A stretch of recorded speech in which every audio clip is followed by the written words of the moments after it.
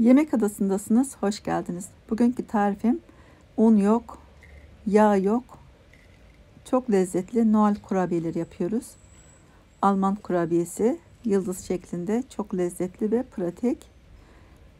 Bunun için fındık ununa ihtiyacımız var. Evde fındık unu olmadığı için fındık ununu kendim gösterdiğim şekilde küçük bir rondodan geçiriyorum. O şekilde hazırlıyorum. Siz de bu şekilde hazırlayabilirsiniz.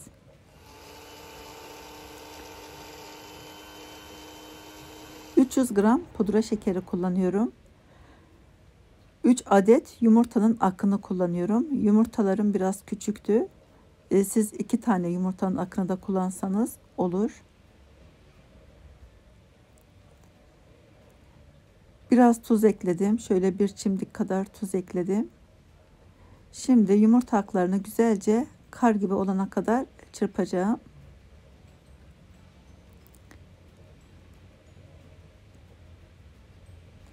Pudra şekerini ekliyorum ve vanilya ekledim.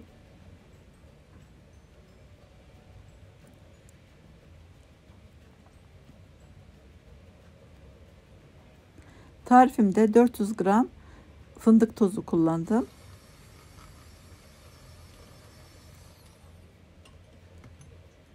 Yumurtaları güzelce çırptıktan sonra şöyle 3-4 yemek kaşığı kadar ayıralım üzeri için, kurabiyelerin üzerine sürmek için ayıralım.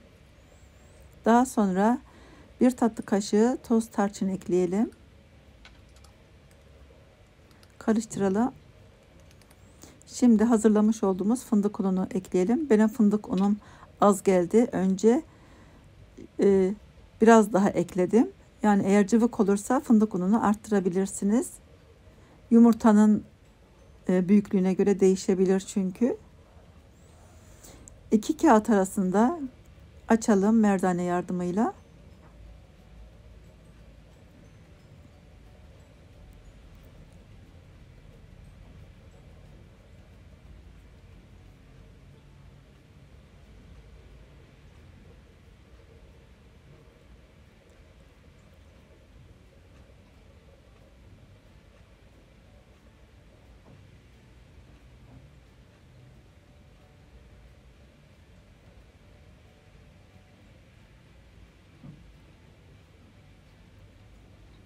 Şimdi yıldız şeklinde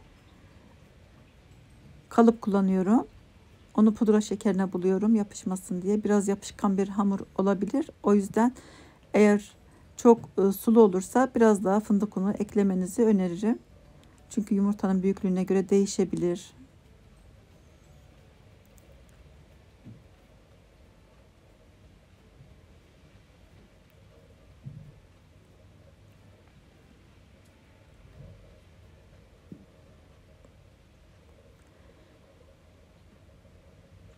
Bu şekilde çıkardıktan sonra üzerine ayırmış olduğumuz yumurtanın akından sürelim.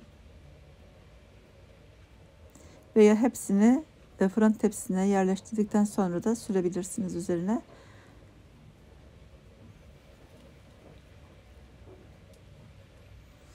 Çok lezzetli, değişik bir kurabiye tarifi.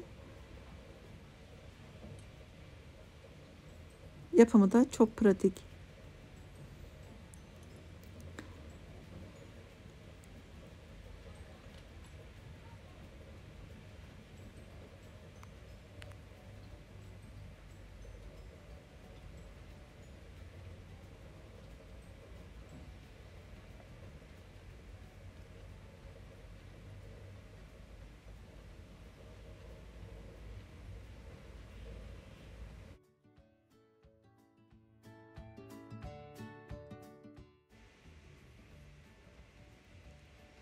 Evet, hepsinin üzerine pudra şekerli yumurta akını da sürdükten sonra önceden ısıtmış olduğumuz 140 derece fırında sadece 15 dakika pişirelim. Eğer üzerinin beyaz olarak çıkmasını istiyorsanız sadece 15 dakika pişirmek yeterlidir. Ben 20 dakika pişirdim. Çünkü üzerinin beyaz değil de böyle bu renk almasını istediğim için 20 dakika pişirdim. Umarım sizler de tarifimi dener ve beğenirsiniz. İzlediğiniz için de çok teşekkür ederim. Eğer beğendiyseniz beğen tuşuna basıp abone değilseniz abone olup bildirim zilini açarsanız tariflerimden anında haberdar olursunuz. Herkese sevdikleriyle beraber mutlu, sağlıklı seneler diliyorum. İzlediğiniz için çok teşekkür ediyorum. Başka tariflerde, başka videolarda görüşmek üzere. Hoşça kalın. Mutlu yıllar.